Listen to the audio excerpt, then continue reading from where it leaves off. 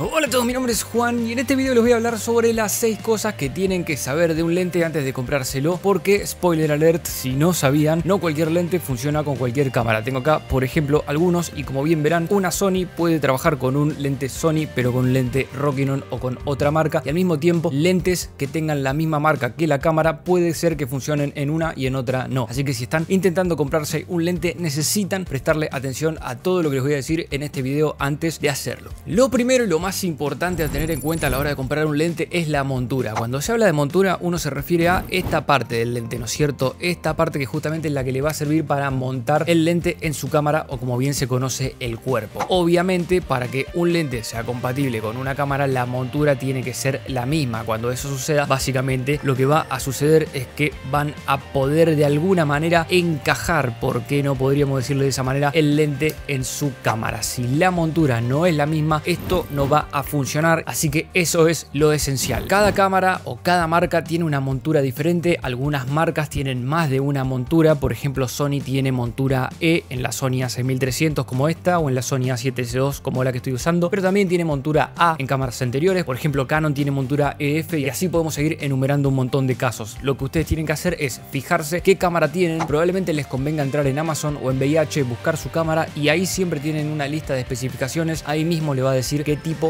de montura es su cámara, y esto significa que solamente les van a servir lentes que tengan exactamente la misma montura. Ahora, eso no es lo único importante, sino que también importa para qué tipo de sensor está creado ese lente. A grandes rasgos, dentro de las cámaras que hoy están dando vueltas en el mercado, los sensores que más se escuchan, aunque hay más, son full frame y APS-C. En este caso, por ejemplo, esta cámara es APS-C, la cámara que estoy utilizando para filmar es full frame. Eso también impacta en el lente. Cuando googleen un lente y lo estén buscando, van a ver que hay lentes que son para full frame, como es el caso de este lente, un Rokinon 14 mm, y hay lentes que son para APS-C, como es el caso de este 35 mm.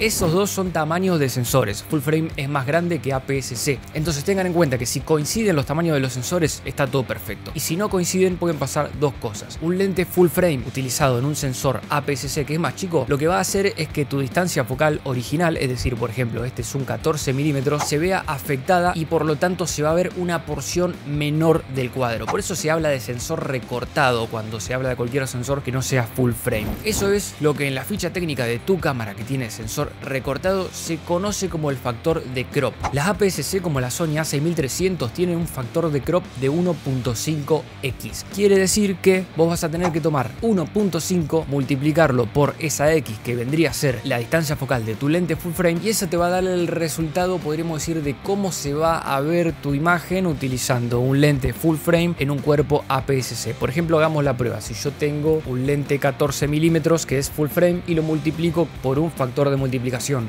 1.5, vamos a hacer 14 por 1,5, me da 21. Es decir, que este lente de 14 mm que es full frame lo pongo en un cuerpo APS-C, va a rendir en 21 mm y no en 14. Sepan que cada cámara tiene un factor de multiplicación diferente. En mi caso la A6300 es de 1.5, por ejemplo en la Canon T7i es de 1.6, y entonces ustedes deberán ver en su ficha técnica cuál es el factor de multiplicación. En el caso de que fuera al revés y ustedes quisieran utilizar un lente APS-C en un sensor full frame, lo que estarían haciendo sería utilizar un lente APS-C en un sensor full frame. Es decir, están utilizando un lente para un sensor más chico en un sensor más grande, lo que significa que acá sí efectivamente les va a traer un error, y esto es casi imperdonable e inutilizable, y lo que va a suceder es que se le va a generar una viñeta, o se le van a ver los bordes de todo ese pedazo del cuadro que tu lente, por ser para un sensor más chico, no llega a ocupar, y eso normalmente es imposible de resolver a menos que tengas una cámara que tenga alguna característica especial para eso, pero esto no suele suceder en la mayoría de las cámaras. Para evitar todo este tipo de problemas, acuérdense entonces que es importante que básicamente tu lente esté fabricado para el tipo de sensor que tenés en tu cámara. Estos dos son los factores importantes con respecto a la compatibilidad, es decir, que si no los respetas, fuiste, no los vas a poder usar directamente. Ahora, hay otras cosas importantes en los lentes y que ya no tienen nada que ver con el cuerpo de tu cámara, que por ejemplo es la apertura. Básicamente la apertura es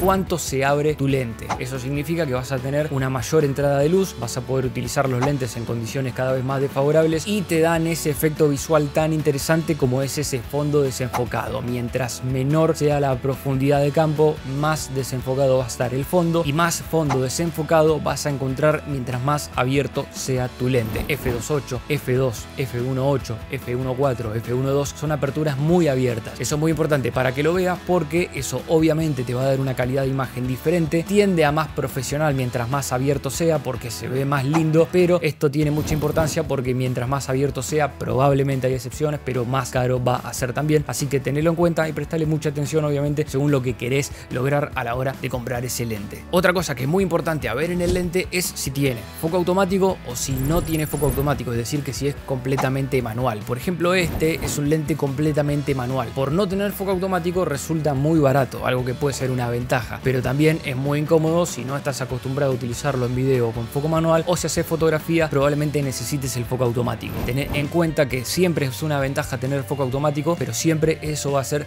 que tu lente sea más caro, y dependiendo de la marca de lente, del fabricante y también del tipo de cámara que tengas, ese foco automático va a ser mejor o peor. Muchos de ustedes habrán escuchado que las Canon, por ejemplo, tienen un foco automático que es delicioso y maravilloso, y eso es propio del cuerpo de las Canon. Las Sony, por ejemplo, en la A6400, 6600 y en la A7 III ya tienen un foco automático que también es muy bueno. La A7S II, por ejemplo, no tiene un foco automático que sea tan bueno. Depende mucho del cuerpo y también obviamente del lente. Hay lentes que funcionan mejor o peor que otros con respecto al foco automático, pero les diría que lo más importante de chequear es si lo tiene o si no lo tiene. Y otra cosa muy importante para chequear en un lente antes de comprarlo es si tiene estabilización interna. Normalmente eso, si lo buscan en una ficha técnica que suele estar en inglés, suele estar, por ejemplo, por lo menos el lente Sony, si no me equivoco, suele estar nomenclado, o el nombre que se le suele dar es OSS, que responde a Optical Steady Shot, pero puede pasar que en otras marcas simplemente el nombre sea diferente. Si algo dice Steady o dice Stabilization o dice Optical o algo por el estilo, está refiriéndose seguramente a la estabilización. Como bien les dije con respecto al foco automático, si la tiene, tu lente seguramente sea más caro; si no la tiene, va a ser más barato. Ese es un factor también a tener en cuenta. Obviamente, si tienen todo el dinero del mundo, cómprense los mejores lentes que puedan. Obviamente son los más caros, pero lo importante de saber eso es justamente para que ustedes puedan elegir tal vez en qué lentes pueden resignar la estabilización interna o el foco automático, para a lo mejor acceder a un lente un poco más económico que se ajuste a su presupuesto. Es importante que tenga estabilización interna porque obviamente tu imagen va a salir más estabilizada. Tiene mucho que ver en video, tiene mucho que ver en fotografía. Normalmente se nota mucho más en distancias focales cerradas, es decir que si vos estás cerrado en un 200 milímetros, mientras más cerrado esté, el plano más se va a mover, y ahí te va a servir estabilización interna. O a veces no es tanto lo que te sirve, sino todos los problemas que te puede generar no tenerla, porque a esa distancia focal muchas veces se nota mucho el pulso de la propia mano. Olvídate de caminar, por ejemplo, así que es necesario. Pero por ejemplo, si estás buscando un lente y siempre pensás utilizarlo en gimbal, la estabilización interna tal vez no sea tan importante, así que simplemente es cuestión de conocerla y saber que es un factor importante en los lentes. Y tengan en cuenta también que la estabilización interna, así como el foco automático, depende mucho de la cámara. También hay muchas cámaras que tienen estabilización interna. La estabilización de la cámara obviamente depende de la marca, pero suele ser como más efectiva que la propia del lente, y obviamente si ambas cosas tienen estabilización interna va a ser mejor. Si ninguna de las dos lo tiene, va a ser bastante complicado. Obviamente depende de lo que estás haciendo, las condiciones, cómo trabajes, depende si haces fotos, si haces video, va a ser diferente. En fotografía, por ejemplo, puede ser que no se note tanto cualquier tipo de movimiento si utilizas un obturador bien rápido, porque vas a congelar un momento tan velozmente que ni siquiera se va a notar, pero en video puede ser catastrófico también. Pero si utilizas otro tipo de seteo en la cámara, se puede notar más, y en video seguramente se note bastante.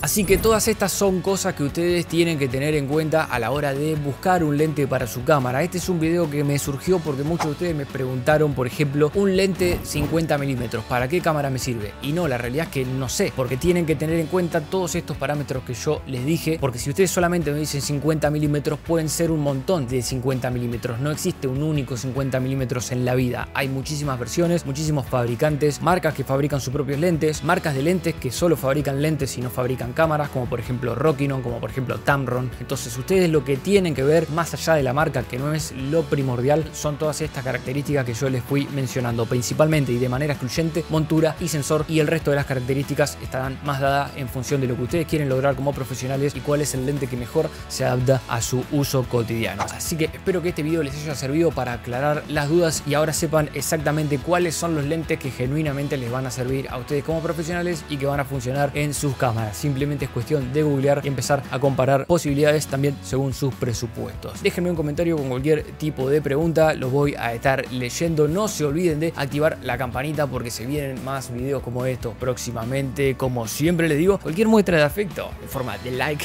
suscríbanse y nos vemos la próxima.